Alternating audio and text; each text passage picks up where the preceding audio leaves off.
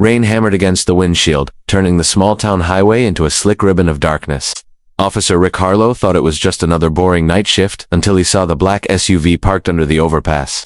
The tinted windows, the government plates, none of it mattered to him. What mattered was that the driver looked calm. To calm, he flipped on his lights, swaggering up to the driver's side with the smug grin of a man who believed his badge made him untouchable. "License and registration," he barked, tapping the glass.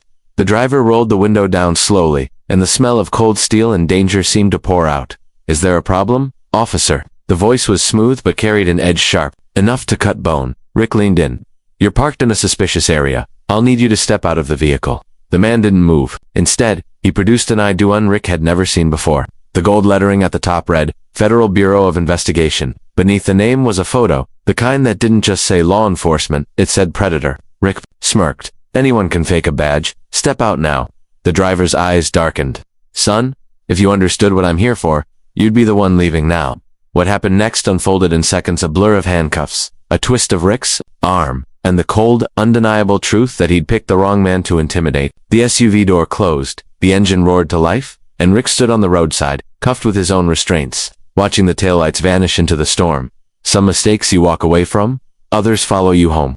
This one was about to destroy everything Rick thought he knew about power. Rick Harlow hated nights like this. The rain turned the streets into black glass. The wind whistled through gaps in the cruiser's door seals, and the radio was dead quiet. Quiet meant boredom, and boredom made him restless. Restless cops went looking for action, and Rick was no exception. He was the kind of officer who liked to remind people who had the authority, especially in a sleepy little town like Brenton. He knew every back road, every regular face, and every spot where bored teenagers tried to hide from patrol lights. By this hour, he'd normally be writing up a speeding ticket or busting some drunk for weaving across the center line. But tonight, the streets were empty until he saw it. A black SUV sat under the overpass, half hidden in shadows, its engine off. No one in Brenton drove something like that unless they were passing through. The rain was bouncing off its roof, glistening in the glow of the streetlight, and the license plate caught his eye. Government plates.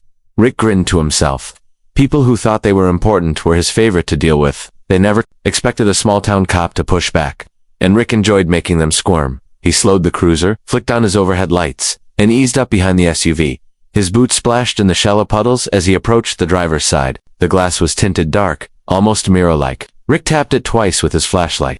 The window hummed as it lowered, and that's when Rick got his first real look at the man inside. Mid-40s, sharp eyes, clean-shaven, dressed in a dark jacket that looked expensive but functional. He had the posture of someone who didn't just sit, he calculated. "License and registration," Rick said, letting his voice carry the casual authority he liked to project. The man reached into his jacket, slowly, deliberately, and pulled out an ID wallet. He flipped it open, and Rick saw the gold lettering, Federal Bureau of Investigation. The ID looked official, the kind of thing Rick had never held in his hands before. Beneath the name was a serious photograph of the man, but it was the look in his eyes that made Rick hesitate for a fraction of a second. This wasn't some desk agent. This was a man who'd been places. "I'm Special Agent Cole Harris," the man said calmly. "Is there a reason you're stopping me?" Rick smirked. "Anyone can print a fancy card. You're parked here in the dark, under an overpass, in the middle of nowhere. That's suspicious. Step out of the vehicle." Cole didn't move. He didn't blink. "If you understood the operation I'm working on right now, you'd be telling me where the nearest exit is, not asking me to step out."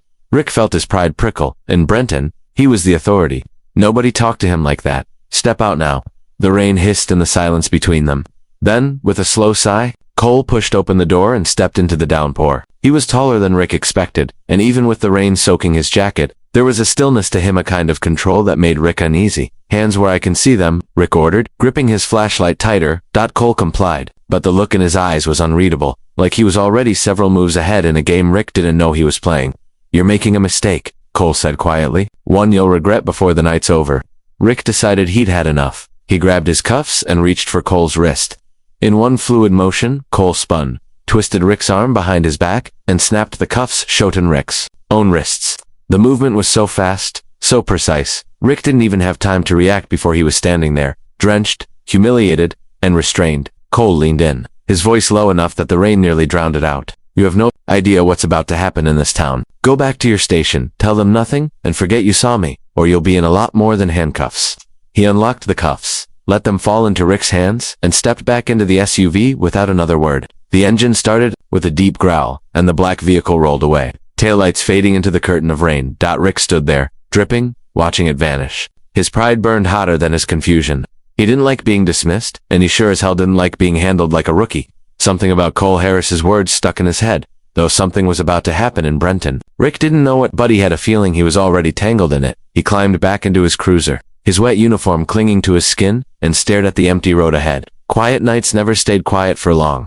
Rick couldn't sleep that night. The rain had eased into a slow drizzle, but the sound on his apartment window kept his mind from shutting down. Every time he closed his eyes, he saw Cole Harris's face calm, unreadable, and in complete control. The way the man had moved, it wasn't just training, it was instinct, the kind that came from years of surviving situations most people couldn't imagine.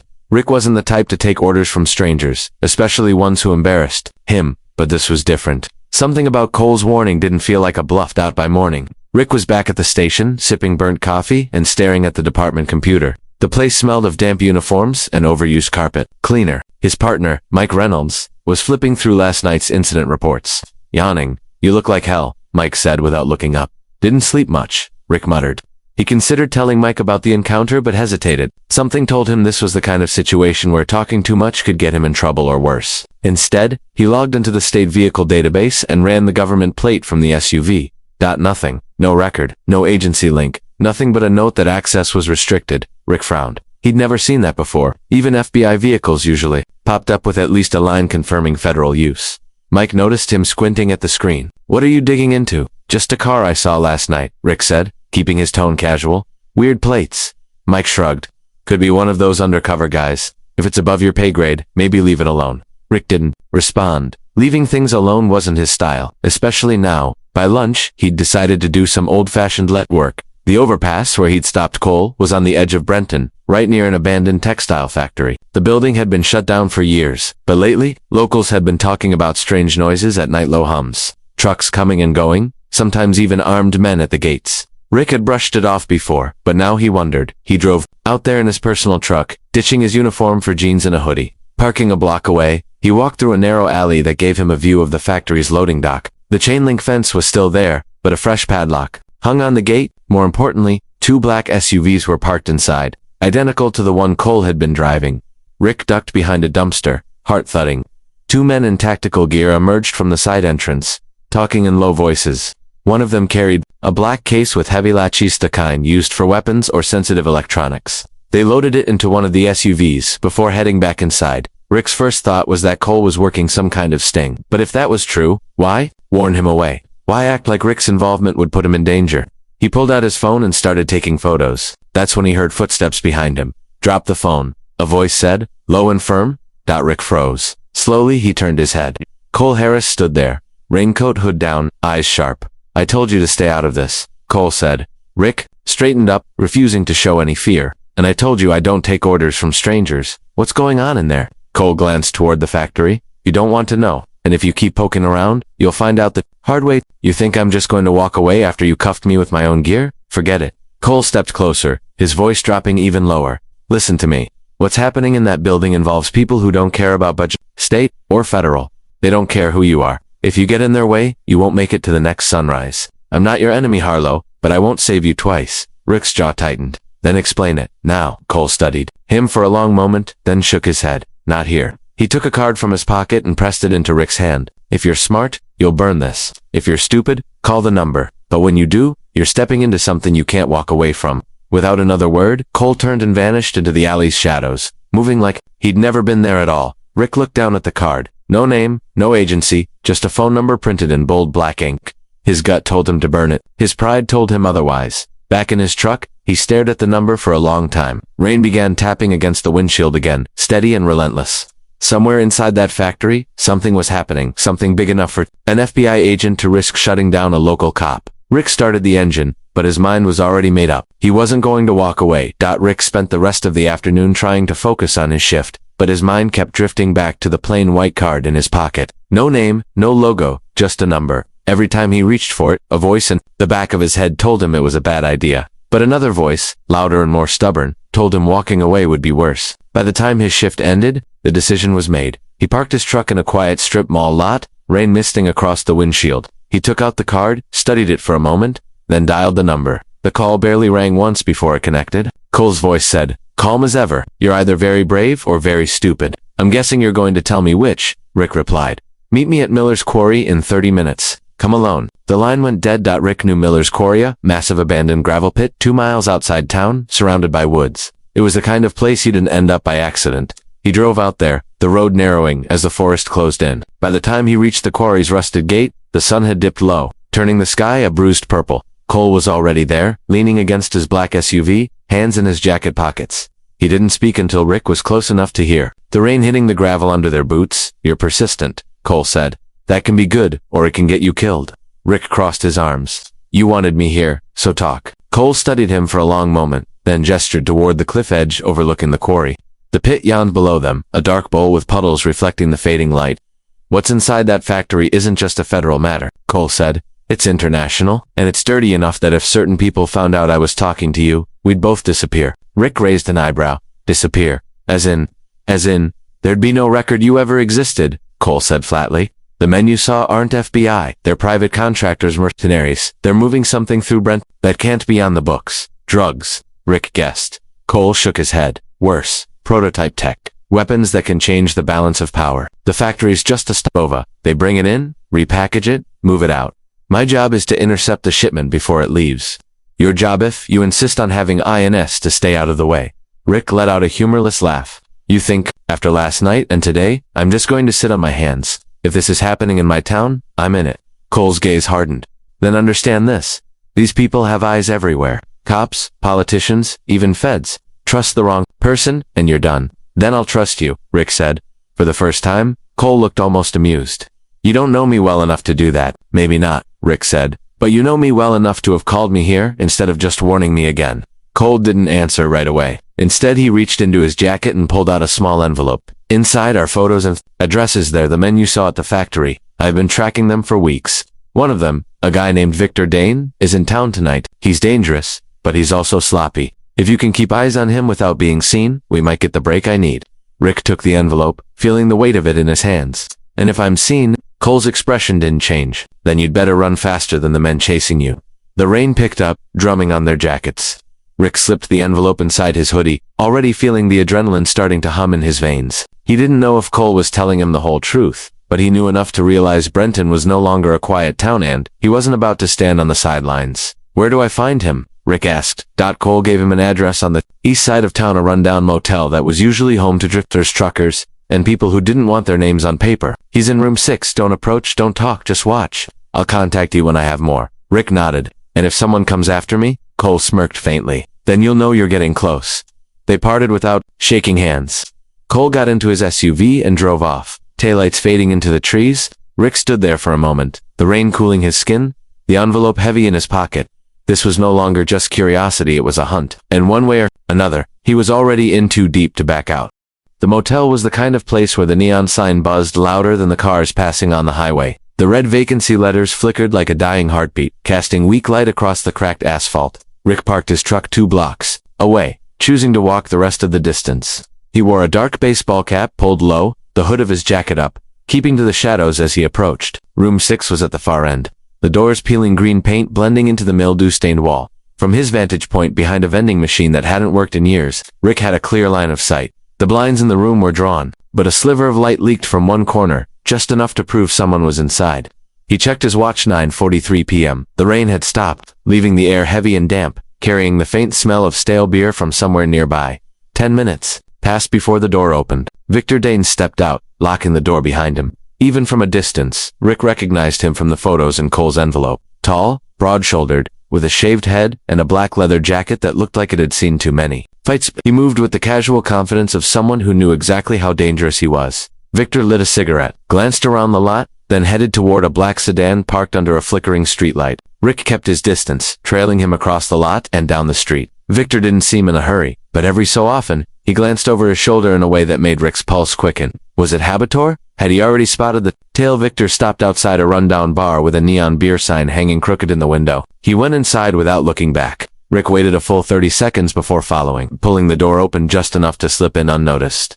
The bar was dim and smoky, the kind of place where the regulars didn't bother to look up when someone new walked in. Rick found a seat at the far end, pretending to study the sports game on the TV above the counter. Victor was at a table in the corner, speaking in low tones to 2 other men. One had the lean build and jittery eyes of a street hustler. The other was older, wearing a cheap suit that didn't quite fit. Rick strained to hear their conversation, but the hum of voices and clink of glasses drowned most of it out. He caught fragments shipment, tonight, and something that sounded like Riverdock. His pulse kicked up. The factory must have been a temporary storage site. Now they were moving whatever it was out of town. Then Victor's eyes lifted, locking on Rick's for the briefest second. It was like staring into the gaze of a predator that had just spotted prey. Rick looked away, but it was too late. Victor leaned in to say something to his companions, and all three stood up. Rick made for the door, trying to keep his pace casual. But the moment he hit the sidewalk, he heard boots on pavement behind him. He turned a corner and quickened his pace, heading toward the truck parked 2 blocks away. "Hey," a voice barked. Rick didn't turn around. He cut through an alley, the shadows closing in around him, the footsteps behind him picking up speed. He was halfway down when a hand grabbed his shoulder and spun him around. It wasn't Victor, it was the jittery-eyed man from the bar. "You've been watching us?" the man hissed. Rick didn't bother to deny it. He shoved the man back, but the guy swung a knife from his jacket pocket, the blade flashing under the streetlight. Rick sidestepped, grabbing the man's wrist and twisting hard, forcing the knife to clatter to the ground. Before he could finish, another figure stepped into the alley. Victor. His expression was calm, almost amused, but there was a coldness in his eyes that made Rick's stomach knot. "You're not very good at hiding," Victor said in a deep, accented voice. Rick took a step back, scanning for an exit, but Victor blocked the only open path. Then headlights flared at the alley's entrance, blinding them all for a split second. The growl of an engine followed, and a black SUV screeched to a stop. The driver's door swung open, and Cole Harris stepped out, a pistol in hand. "Let him go," Cole said, voice even but laced with authority. Victor's smirk widened. "This your friend. He should be more careful." Cole didn't flinch. "You've got 10 seconds to disappear before this turns ugly." For a tense moment, no one moved. Then Victor gave a small nod to the jittery man, and they both backed out of the alley, disappearing into the night without another word. Cole lowered his gun but didn't holster it. "You just painted a target on your back, Harlow," he said. Rick exhaled, his heart still pounding. "I heard something Riverdock, tonight. They're moving whatever's in that factory." Cole's eyes sharpened. Then we're out of time. The river dock lay on the edge of Brenton, a lonely strip of cracked concrete and rusted cranes where barges once carried grain and steel. Now it was just a shadow of the town's past, with weeds pushing up between the slabs and the smell of the river thick in the air. The only signs of life were the dim security lights along the fence and the 2 black SUVs parked by the warehouse. Rick crouched beside Cole behind a stack of shipping containers, the damp air seeping into his jacket. They'd come straight from the alley, Cole driving like a man who knew every turn by heart. Now they watched in silence as men moved in and out of the warehouse, loading long black cases into the back of a waiting truck.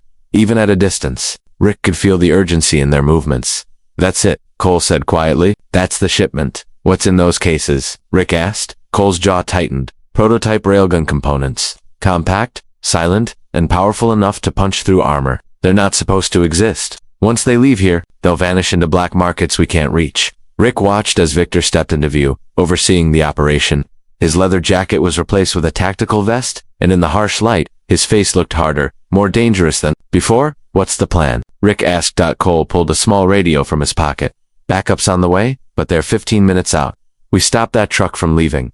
Rick scanned the scene. "We're 2 people against what, 10? Cole gave him a glance. "You wanted in. This isn't." Nay. They moved along the containers, keeping low until they reached the warehouse's side entrance. Cole picked the lock in seconds, and they slipped inside. The air was thick with the smell of oil and metal. Shadows from the overhead lights stretched across the floor, broken only by the silhouettes of armed men loading crates. Cole motioned for Rick to circle left while he moved right. Rick's pulse pounded in his ears as he slipped behind a stack of pallets. He could see the cases up close, now matte black, heavy duty, and each marked with a cryptic serial code. The truck's engine rumbled outside, ready to leave at any second. A guard passed near Rick, his rifle slung loosely. Rick stepped out fast, grabbing the man's arm and driving him into the pallets. The rifle clattered to the floor. Before the guard could shout, Rick's fist connected, sending him crumpling silently. The noise drew Victor's attention. He barked something in another language, and chaos erupted.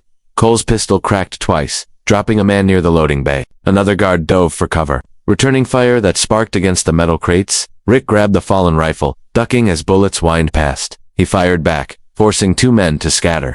Cole was already moving toward the truck, weaving through cover like he'd done it 100 times before. Victor charged into the fray, a pistol in one hand and a knife in the other. He spotted Rick and came straight at him. Rick barely had time to drop the rifle before Victor slammed into him, driving him back into the wall. The impact rattled Rick's teeth, but he twisted free, ducking under a knife slash that tore through his jacket sleeve. Victor's eyes were cold and merciless as he swung again. This time Rick caught his wrist and drove his knee into Victor's ribs. The big man grunted but didn't let go of the blade. They struggled, their boots scraping against the concrete. A sharp crack echoed, and Victor froze. Cole stood a few feet away, his pistol aimed squarely at Victor's head. "Drop it," Cole said. Victor's gaze shifted between them. Then he slowly let the knife clatter to the floor. Cole stepped forward, cuffing him with smooth efficiency. Outside, sirens began to wail in the distance. Cole turned to Rick. "Help me secure those cases before the rest scatter." They hauled the black cases back inside just as unmarked federal SUVs screeched to a stop outside. Agents poured in, swarming the warehouse and taking the remaining men into custody. It was over in minutes. Cole handed Victor off to the arriving agents, then walked back to Rick, who was leaning against a crate, catching his breath. "You did. Good," Cole said. Rick smirked faintly. "You're welcome." Cole gave a rare smile. "Don't make a habit of it. Next time, stay out of my ops." Rick shrugged. "Next time, maybe don't park under an overpass looking suspicious." They shared a brief laugh before Cole's expression turned serious again. "What happened here tonight stays between us. Officially, you were never here." Rick nodded. "Fine, but if you ever need someone who doesn't scare easy, I'll know where to find you," Cole said. As the agents finished loading the cases into secure transport, Cole climbed into his SUV. Rick watched the taillights disappear into the night. The sound of the river lapping softly against the dock. Brenton might look the same tomorrow morning, but he knew better. The quiet was just an illusion. Somewhere out there, people like Victor were still moving in the dark, and people like Cole were hunting them. And now, whether he liked it or not, Rick was part of that world. If you enjoyed this story, smash that like button, drop your thoughts in the comments, and share it with your friends. Don't forget to subscribe to The Black Struggle for more gripping tales and intense twists.